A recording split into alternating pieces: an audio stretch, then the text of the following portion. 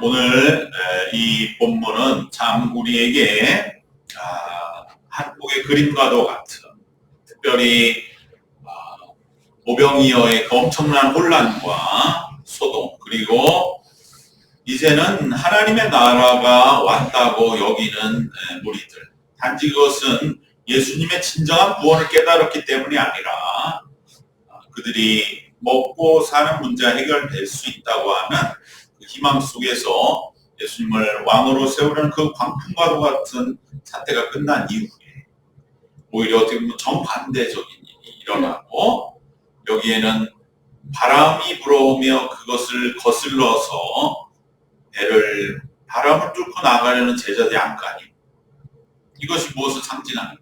그리고 그러한 제자들을 멀리서 홀로 바라보고 계신 예수님, 그리고 그들을 보고 불쌍히 여기시사 그들에게 오시는 예수님, 그리고 그들이 공경당하는 배 위에 함께 이제 타시니까 바람이 그치게 되는 이 모든 일들은 우리 인생을 한마디로 한 폭의 그림으로 보여주는 너무나 귀하고 복된 말씀으로 우리에게 길이길이 묵상하게 되고, 만약 우리가 갈릴리에 갔을 적에 가장 기억나는 말씀 중에 하나가 아닐까. 정말 그 오병이어의 그 제자들이 얼마나 감격했겠습니까? 예수님의 능력이 여기서 폭발하는구나. 예수님이 너희가 이런 분이다. 니네들이 예수님을 너무 몰랐어. 예수님을 무시할 분이 아니야. 예수님이 진짜 어떤 분이 아니야. 다윗보다도 뛰어난 분이다. 그것을 자기들은 알고 있었을지라도 세상은 몰랐는데 오병이어의 기적이 일어나니까 완전히 장정만 5천 식솔들을 합치면 수만의 무리에게 한 번에 그 예수라는 분은 이스라엘의 왕이다. 다윗을 능가한다. 모세를 능가한다. 성경에 어떤 지도자가 우리에게 먹을 것을 해결해 주었느냐. 먹고도 12광줄이나 남았다. 이제 우리는 다 끝났다. 여기서 하나님의 나라가 이루어졌다. 그랬을 때에 제자들은 얼마나 신이 났겠습니까? 그들은 아마도 이 오병이어의 자리, 이 현장에서 정말 없던 힘이 막 솟아나고, 정말 우리가 비유하기는 좀 그렇지만은, 예를 들면 대통령 선거가 있을 때 그 주변 사람들은 잠을 안 잔다는 거예요. 그냥 끝날 때까지. 그래서 끝나고 나면 며칠을 잔다는 거예요. 그런데 잠을 안 자도 피곤하지가 않아요. 우리가 나라의 최고의 지도자를 만든다. 그러한 마음으로 뛰면서 달려가 나가는 그 힘은 후보도 못 막는다는 거죠. 그래서 우리가 흔히 하는 말이 호랑이 등에 탄 것이다. 이거는 자기가 내리고 싶다고 내릴 수 있는 것도 아니다. 그런데 예수님의 이 오병이어 때는 더했지. 이거는 완전히 듣도 보도 못한 역사가 일어나면서 이제 이스라엘의 정말 창세 이후로 그 모든 하나님의 나라가 완성됐다. 이런 생각으로 그들이 오병이어의 현장을 활동할 때 정말 그것은 우리가 상상하는 이상의 뜨거운 그러한 큰 폭풍, 아주 핵폭탄 같은 그러한 큰 이제 바람이 일어난 것이죠. 이대로 우리는 예루살렘 가면 돼. 가면 예루살렘을 우리 접수할 수 있다. 이러한 능력인데 못할 게 뭐가 있나? 로마도 이긴다. 로마도 맨날 우리들의 걸 뺏어가기만 했지. 이렇게 준 황제가 누가 있느냐? 우리는 로마마저도 온 세계를 우리가 지배한다. 예수님의 능력이면 충분하다. 그러한 엄청난 바람이 그 현장을 덮치며 불어오고 있었겠죠. 그런데 예수님은 여기서 정말 놀랄만한 선택을 하십니다. 무리를 흩으시고 무엇보다도 지금 정신 못 차린 제자들을 우선적으로 불러서 배에 태워서 갈릴리 호수 반대편으로 보냈습니다. 오늘 우리 읽은 45절의 말씀, 예수께서 즉시 제자들을 제초가사 자기가 무리를 보내는 동안에 배 타고 앞서 건너편 벳세다로 가게 하셨다.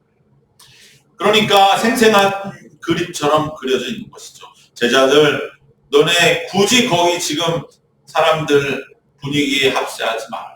다 모여라. 배를 타라. 빨리 건너편으로 가라.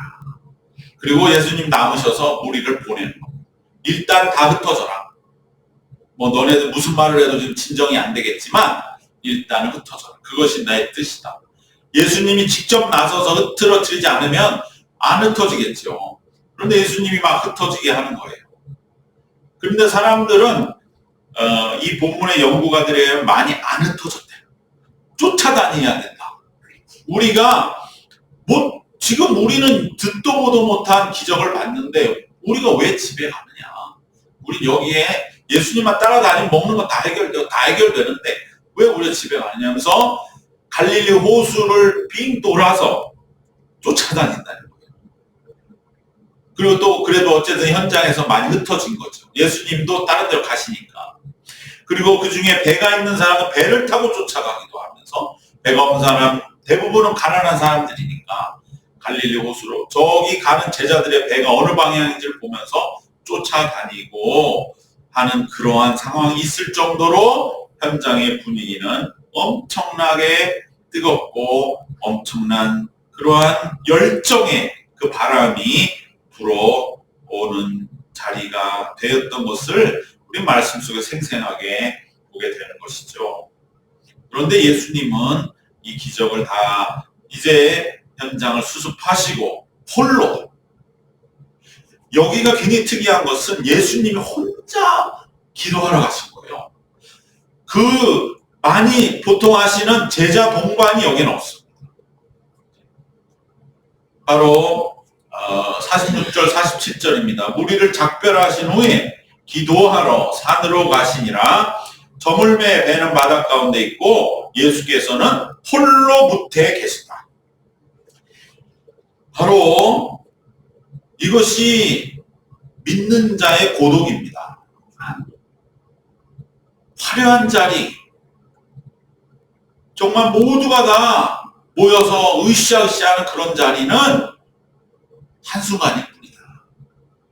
그 자리를 마다하고 홀로 기도의 자리로 나아가는 것입니다. 예수님은 특별히 이렇게 하신 것 같아요. 왜냐하면 여기는 제자들도 아예 동반하지 않았어요. 예수님이 철저하게 홀로 계셨던 것은 아마 거의 이 장면이 유일하지 않으십니다. 공생의 전에는 물론 광야에서 시험 당하실 때 홀로 시험 받으시고, 이제 공생애를 시작하시면서 내가 찾고 하나님의 나라 가까이 왔을 때를 선포하신 이후에는 우리가 아무리 봐도 예수 홀로 계신 장면은 거의 없습니다. 겟세마네에서도 함께 기도하시지는 않은 제자들이지만 3명의 제자를 데리고 가서 거기서 돌 던질 만큼 떨어져서 혼자 기도는 하셨지만 그러나 3명을 데려가셨습니다. 변화산에서도 늘 야이로의 딸을 살릴 때도 늘 같이 가셨습니다. 십자가에서도 물론 홀로 철저하게 죽으셨지만은 지켜보던 제자도 있었고 여인들도 있었습니다. 그런데 오늘 본문 오병이어를 마치신 후에 매우 철저하게 홀로 기도하십니다. 어떻게 보면 이 상황에 누군가 하면 데리고 갔다면 이 사람이 오른팔인가 보다, 이 사람이 왕의 가장 예수님의 그 다음 권력인가 보다, 이런 인간적으로 오해도 충분히 살 수 있었겠지. 그런 이유도 있었을지 모르지만 왜 그러셨을까? 그것은 바로 인간이라고 하는 것의 진정한 모습을 예수님은 보시면서 정말 사람은 이렇게 먹고 사는 문제 앞에 이렇게들 좋아하는 거야. 그런데 예수님이 이 땅에 오신 것은 단지 먹고 사는 거 해결하는 게 아니거든요. 바로 이 고민 속에서 예수님은 이제는 왜 그동안 수많은 사람들이 실패했는가, 왕들이 실패했는가, 그저 인간은 먹고 살기만 해준다고 해서 진정한 구원의 길을 깨닫는 것이 아니고 오히려 더 어두워지는 거예요.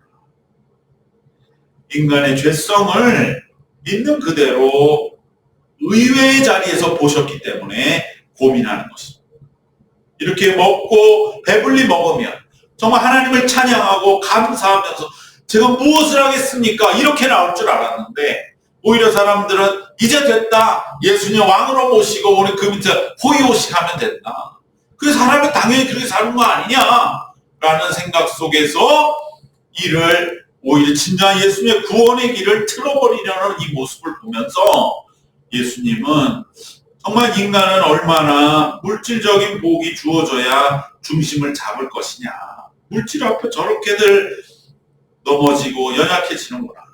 너무 적게 주면 정말 와서 오병이어 이전처럼 자기 것만 챙기며 예수님만 바라보고 정말 다 인간이 피폐해지고 너무 많이 주어서 풍족하면 하나님을 찬양하고 감사하는 것이 아니라 오히려 자기의 인간적인 권력과 욕망을 채우기 위해 예수님마저 이용하고 왕으로 세우는 타락에 빠지는 그 모습을 예수님 보시면서 인간은 물질이 많건 적건 간에 오병이어의 이 사건에서 예수님이 보시는 것은 예수님의 참뜻도 외면하고 예수님이 왜 오셨는지도 생각지 않고 참된 구원의 길이 아니지만 이미 구원받은 자인 것처럼 무지에 빠져 예수님을 물질적인 세상의 왕으로만 삼으면 이게 곧 하나님의 나라라고 착각하는 인간의 모습을 보시고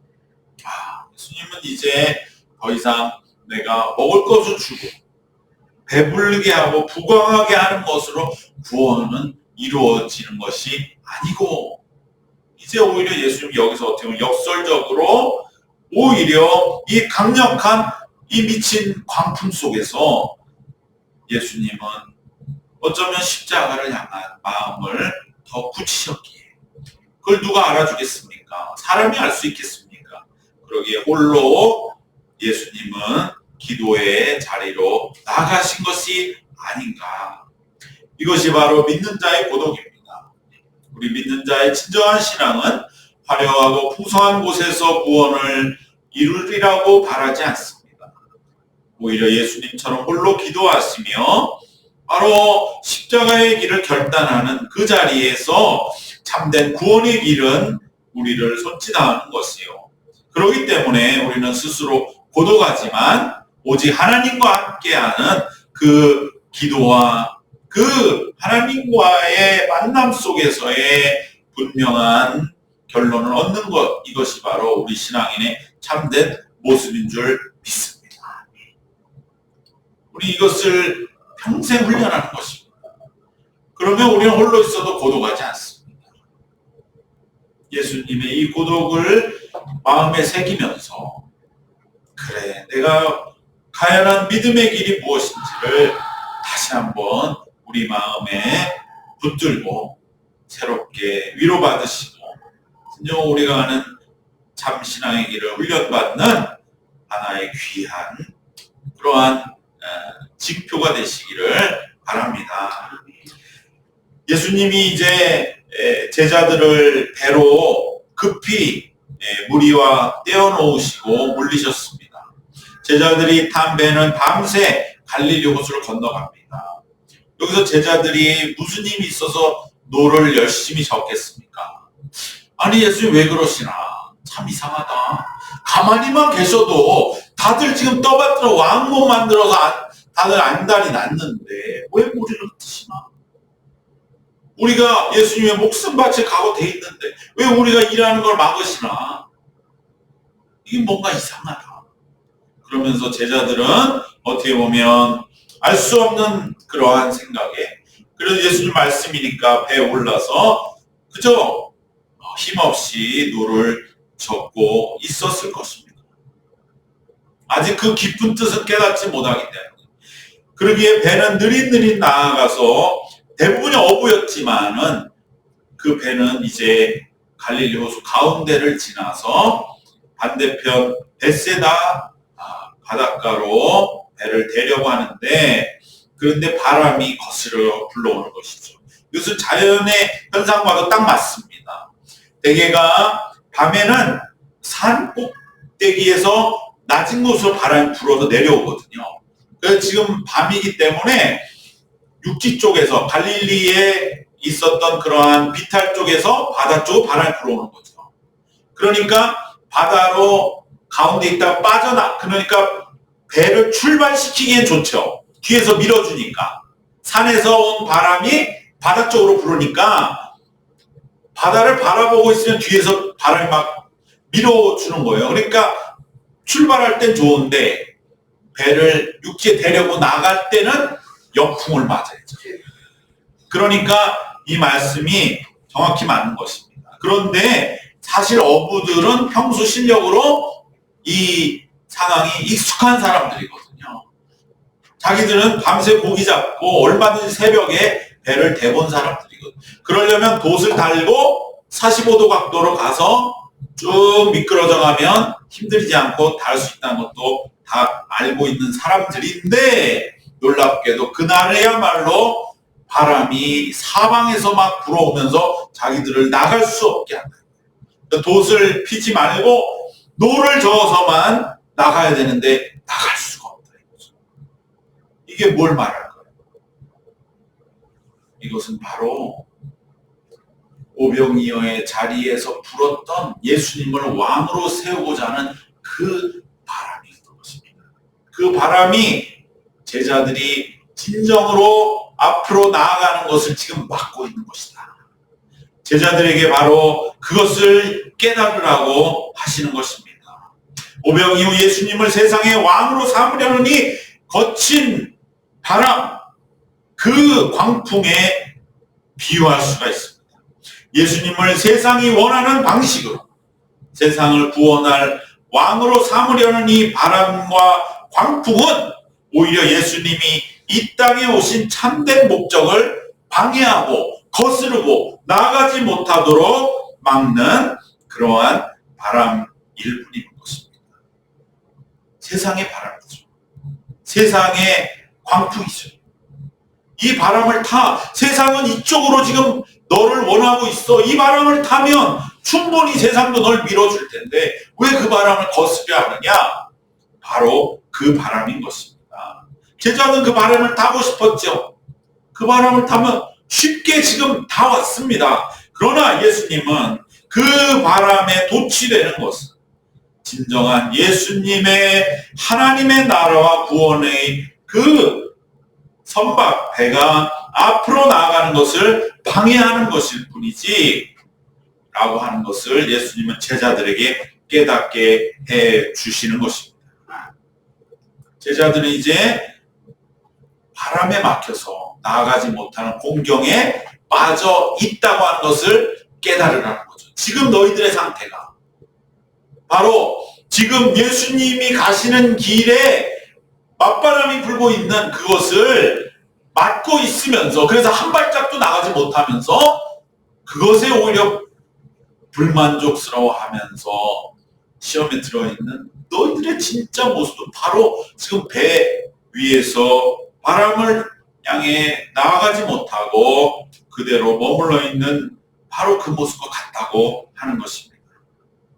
여러분, 우리도 신앙생활 할 때 있어서 세상의 바람이 너무 강하고 우리를 막아서 나갈 수가 없어서 그래서 다시 뒤로 돌아가 버리고 싶은 그러한 유혹들, 그저 그냥 나도 편하게 적당히 믿음 생활하면서 세상처럼 편하게 살고 싶은 그러한 유혹에 늘 넘어지고 부서지면서 겨우 내 믿음의 배를 제자리에 머물게 하고 있는 형편일 수가 있습니다. 앞으로 가야 할 텐데 주님이 원하시는 바로 저 앞에 배를 정박시켜야 할 텐데 세상의 유혹의 바람과 그 광풍은 너무나 거세고 왜 너 그렇게 힘들게 신앙생활 하려고 그러냐? 안 그래도 충분해 라고 하는 그러한 시험과 유혹에 우리는 믿음의 전진을 막힐 때가 있는 것입니다. 오늘 많은 신앙인들이 그저 이제 신앙생활도 살만하니 그저 그 자리에만 있어도 그래도 되지 않는가? 굳이 뭐 세상 거스를 거 있는가? 세상과 함께 그렇게 가야 하는 것 아닌가? 이것이 과연 주님이 원하시는 것인가? 우리도 오병이어를 일으킨 예수를 바라고 우리의 모든 것을 풍성하게 해주시는 분, 우리의 모든 삶에 우리가 원하는 왕이 되어주시는 분, 바로 그러한 예수를 바라보는 신앙으로 점점 우리가 바람에 밀리고 있다고 하는 것을 우리는 애써 눈 감고 연약해지고 있는 것은 아닌가 하는 것을 우리는 이 말씀을 통해 보게 되는 것입니다. 바로 그 바람에 맞서서 힘겹게 노를 젓고 있는 것이 다름 아닌 오늘날 우리 많은 신앙인들의 자화상이라고 하는 것을 깨달아야 할 줄로 믿습니다. 바로 이때 예수님은 무리를 걸어 우리에게 오십니다. 예수님은 어떠한 장애물도 뚫으시고 우리에게 상상하지 못한 방법으로 반드시 오신다고 하는 것이 이 말씀의 가장 중요한 메시지인 것입니다. 바람이 예수님의 오심을 막을 수 없습니다. 세상이 아무리 우리를 유혹하고 우리를 정체시킨다 할지라도 예수님은 본인이 원하시는 때에 본인이 원하는 대로 반드시 우리에게 오십니다.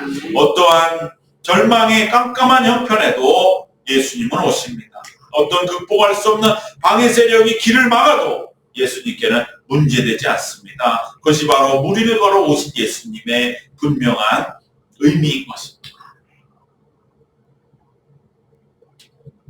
이것이 중요합니다. 예수님은 어떠한 곳에도 오십니다. 그런데 정작 우리들은 힘에 겨워서 예수님의 오심을 알아보고 모시지를 못합니다. 예수님은 이미 곁에 오셨는데 우리들 생각엔 여기는 못 오시지. 예수님 어떻게 오셔? 배도 없고 바람도 이렇게 부는데 도저히 오실 수가 없다고 스스로 여기고 예수님이 여기에는 은혜 없을 거야. 여기에는 이 형편을까지 예수님 아시지는 않을 거야. 라는 자기 생각에 빠져서 스스로 혼자인 것으로 절망하고 낙심에 사로잡혀서 예수님은 오셨는데 그 예수님을 유령이라 여기고 예수님인 줄 알지 못하는 우리의 이 무지와 이 맹인됨을 우리는 다시 한번 주님 앞에 통해 자복하며 새롭게 눈을 떠야 할 줄로 믿습니다. 이제 우리도 눈을 들어서 어떠한 난관의 휘장이라도 걷어내시고 우리에게 오셔서 곁에 계신 예수님을 바라봐야 할 줄로 믿습니다. 예수님은 우리에게 말씀하시고 생각으로 말씀하시고 새로운 일에 작은 의미로 말씀하시고 우리 그걸 다 무시하고 우리가 다 잃어버리고 그저 뭔가 좀 강하고 화끈한 일이 내가 원하는 오병이어와 같은 일이 일어나지 않는다면 예수님 오신 거 아니야 라고 하는 이 죄악됨과 이 무지를 우리는 늘 경계하면서 깨어 기도해야 할 줄로 믿습니다. 바로 그때 예수님은 몰라보는 제자들을 꾸짖지 않으십니다. 믿음이 없다고 책망하지 않으십니다. 오히려 예수님 오셔서 말씀하십니다. 내니 두려워하지 말라. 예수님의 이 정말 우리를 구원하시는 음성은 우리가 힘에 붙여서 예수님을 알아채지 못할 정도의 힘겨움을 이해하시고 긍휼히 여기시는 예수님의 사랑이신 줄 믿습니다. 많은 사람들은 이 말씀을 정말 요즘 유행하는 과학으로 풀려고 하는 때에 우리가 할 수 있는 최상의 답은 부활의 몸을 미리 보이신 것이다. 왜냐하면 부활의 몸은 우리와 같은 몸이지만 우리를 뛰어넘는 그러한 물질의 한계에 얽매이지 않는 몸이다. 그래서 이 공간의 차단도 다 뚫으시고 벽도 뚫으시고 물도 그 물성을 다 초월해서 오시는 그것이 부활의 몸이다. 바람이 또 어떠한 물질이 그 어떤 것도 가로막을 수 없는 온전한 몸이다.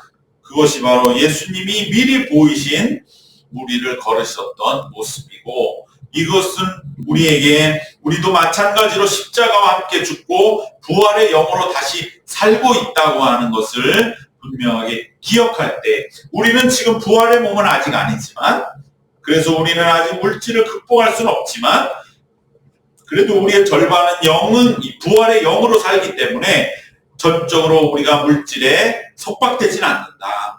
절반은 극복하며 최소한 살아간다고 단순하게 말씀을 드릴 수 있다고 하는 것입니다. 우리도 이제 죽고 부활의 몸으로 거듭날 때, 그때는 우리도 예수님처럼 자연과 물질, 세상 그 어떤 것에도 매이지 아니하는, 세상의 어떤 유혹과 바람에도 매이지 아니하는 그러한 예수님이 우리를 걸으신 것 같은 권능의 삶을 살게 될 줄로 믿습니다. 그날을 바라보면서 부활의 영으로 오늘 우리에게 불어오는 이 거센 역풍을 우리는 능히 견디며 주님을, 늘 오신 주님을 바라볼 수 있도록, 그래서 우리도 삶의 난관을 이미 절반 이상은 이겼음을 믿고 나머지 절반을 이기며 살아가야 할 줄로 믿습니다. 그것은 내 힘으로 이기는 것이 아닙니다. 예수님 배에 오르시니 풍랑이 그쳤다. 예수님 내게 오신 것을 보고 예수님 배로 모시면 됩니다. 우리는 바로 이 세상의 광풍 앞에 우리는 노젓기를 멈추지만 않으면 됩니다. 노젓기를 멈추고 그대로 뒤로 흘러 떠내려 물러서지만 않으면 됩니다. 예수님은 우리가 그 바람 앞에 배를 앞으로 전진시키는 것이 얼마나 어려운 일인지 너무나 잘 알고 계시기 때문에 오셔서 우리를 경책하고 제자들을 꾸짖거나 채찍질하지 않으신 것입니다. 오히려 안심하라, 내니 두려워 말라 라고 위로하시고 다독이시면서 앞으로 나가지 못하고 있는 배에 오르셔서 이제 비로소 바람이 그치도록 함께 동행해 주시는 것입니다. 바로 우리는 이 예수님의 오심을 다시 한번 볼 수 있도록 우리의 눈을 띄워 주시옵소서. 함께 기도해야 할 줄로 믿습니다.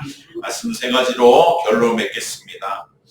우리는 우리의 믿음의 배가 앞으로 나아가지 못하도록 거세게 불어오는 세상적인 이러한 유혹의 바람을 견디며 꾸준히 나가도록 했어야 할 줄로 믿습니다. 두 번째로 예수님은 어떠한 형편에서도 우리에게 오십니다. 마지막으로 우리가 이 거센 바람과 싸우는 현장에 직접 오셔서 견디는 우리를 위로하여 주시고 격려하시면서 바람이 그칠 때까지 함께 해 주십니다.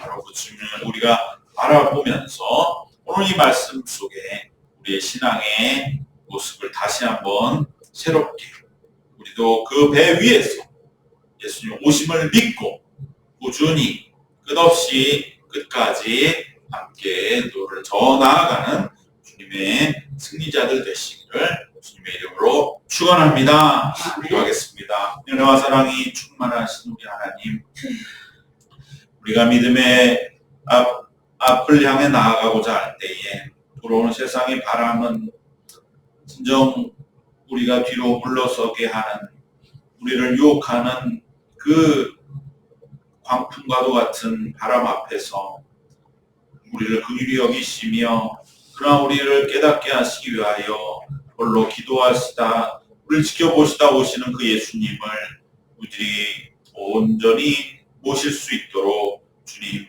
우리의 마음과 심령과 눈을 더욱더 일깨워 주시옵소서. 그리하여 주님이 우리에게 오셨음을 믿고 우리는 그 주님을 배에 모실 때에 모든 바람은 이제 사그라들고 주님이 원하시는 소원의 항구를 향하여 나가게 될 줄로 믿습니다. 그 은혜에 이르도록 더욱더 깨어 바람을 이기며 주님과 주님이 오심을 바라며 오늘 또 믿음의 길을 꾸준히 걸어가는 저희들 모두가 되게 붙들어 주시고 하나님 은혜 가운데 굳건하여져서 승리에 이르는 그날까지 더욱더 성령 충만하고 권능 충만하도록 부어 주시옵소서. 예수님의 이름으로 기도드리옵나이다. 아멘.